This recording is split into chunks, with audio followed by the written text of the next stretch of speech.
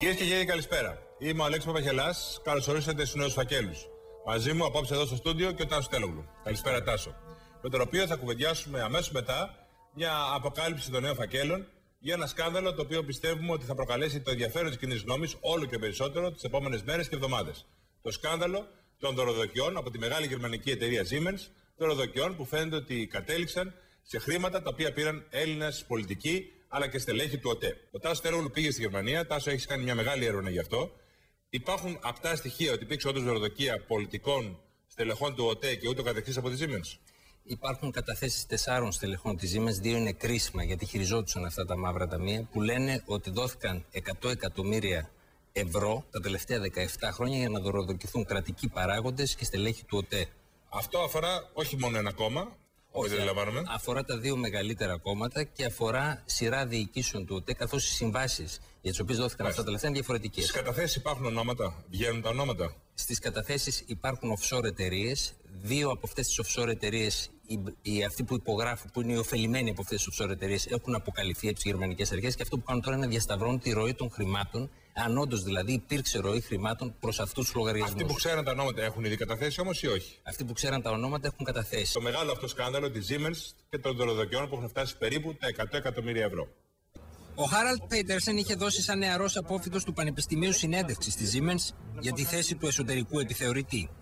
Ήταν 11 χρόνια πριν. Σήμερα ο Πέιτερσεν είναι ποινικολόγος και επικεφαλής του Συλλόγου Μετόχων της Siemens, μιας εταιρείας με διαφημιστικό σλόγγαν τη φράση «Με καινοτομία στη βιομηχανία, το περιβάλλον και την υγεία». Ja, mit Innovation für Korruption. Das ist ja Wahnsinn. Und so stehen die Leute und lachen sich ja.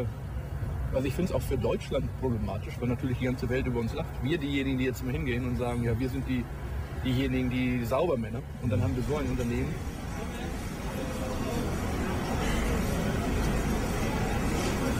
Ακολουθήσαμε τον Πέιτερσεν και στην ετήσια Γενική Συνέλευση της εταιρείας. 10.000 μέτοχοι της Siemens, περισσότεροι από κάθε άλλη φορά, συγκεντρώνονται στην Ολυμπιακή Αρένα του Μονάχου. Τα τεκτενόμενα στη μεγαλύτερη εταιρεία τεχνολογίας στην Ευρώπη φαίνεται να τους αφορούν. Αλλά μετά από 14 μήνες συνεχών αποκαλύψεων σε ολόκληρο τον κόσμο για διαφθορά, μαύρα ταμεία και λαδώματα, οι μέτοχοι δεν εμπιστεύονται πια ούτε την ίδια τους την εταιρεία. Ich bin sehr traurig darüber, was da gelaufen ist. Für mich war die Firma so ein Stück Leben. Ich habe 30 Jahre dabei gearbeitet und das war jetzt schon ein großer Schock.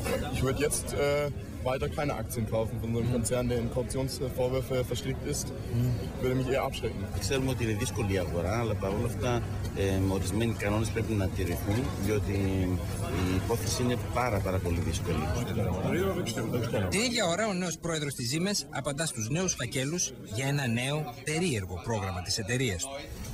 Teloglu Sky AT in ein Blatt, das uns verteilt worden ist, steht in dem Compliance-Fortschritt-Bericht, dass 2 Amnestieanträge abgelehnt worden sind und 4 gewährt. Nach welchen Kriterien wurden sie abgelehnt und nach welchen gewährt? Das Amnestieprogramm ist ein äußerst erfolgreiches Programm. Wir sehen hier auch in der Zunahme eine ganz deutliche Zunahme, auch speziell in den letzten Wochen. Όταν θα έρθει αντιμέτωπος με τους 10.000 μετόχους της εταιρείας λίγο αργότερα, ο ισχυρός άνδρας της Siemens θα είναι πιο σαφής. Heute stellen wir fest, dass es nicht, wie es zunächst hieß, nur Einzelpersonen waren, die gegen Gesetze verstoßen haben. Die Folgen ihres Verhaltens haben unser Unternehmen in die schwerste Krise der vergangenen Jahrzehnte gebracht und wir werden noch Jahre brauchen, bis wir diese Krise endgültig überwunden haben.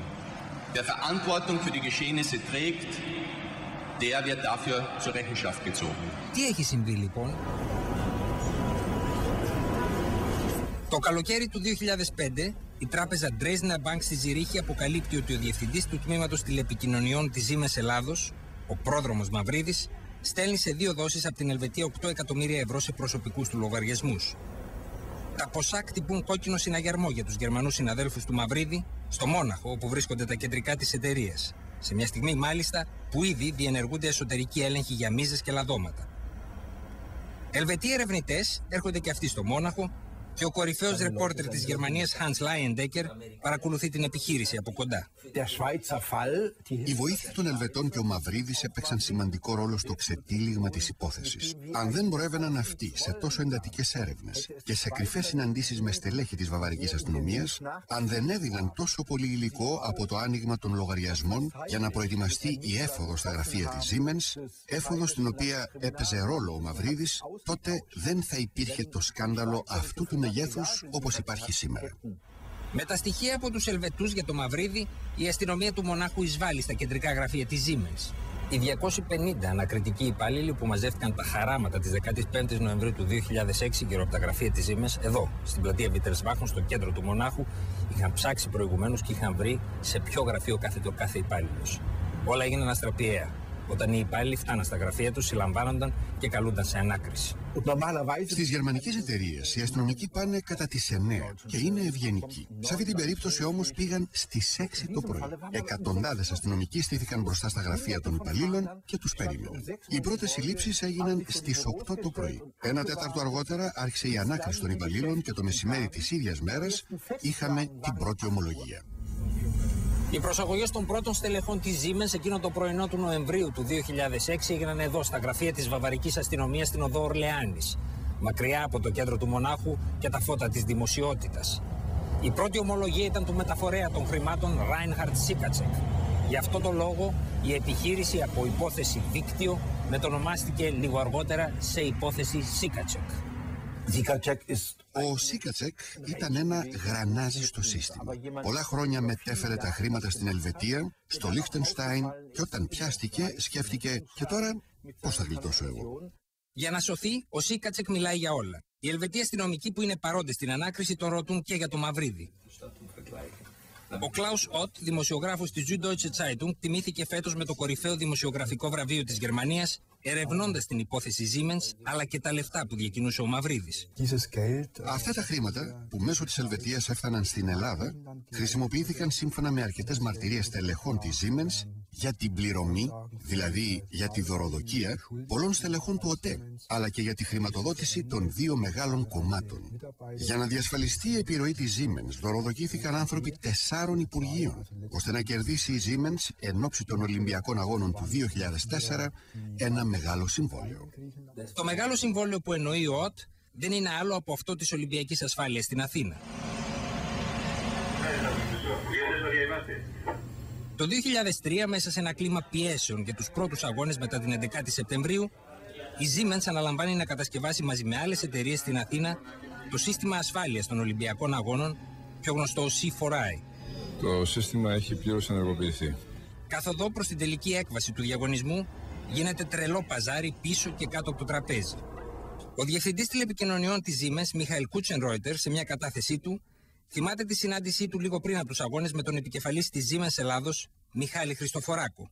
Ο κύριος Χριστοφοράκος προσπάθησε να με πείσει ότι αυτές οι πληρωμές είναι αναγκαίες, εξηγώντας μου αναλυτικά ότι λόγω της προεκλογικής εκστρατείας στην Ελλάδα και των επικείμενων εκλογών έπρεπε μέσω του ιδίου να ενισχυθεί ο προεκλογικός αγώνας των κομμάτων.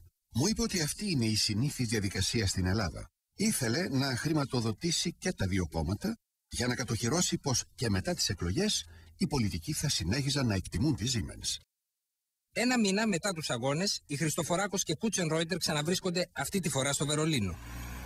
Εν τω μεταξύ, αρκετοί λογαριασμοί της Siemens έχουν μπλοκαριστεί από διάφορους εισαγγελείς της Ελβετίας και του Λιχτενστάιν και η κυβέρνηση στην Ελλάδα, αυτή της Νέας Δημοκρατίας, αρνείται να παραλάβει και να πληρώσει το C4I, επικαλούμενη ανεπάρκειες του συστήματος. Η Siemens βέβαια έχει διαφορετική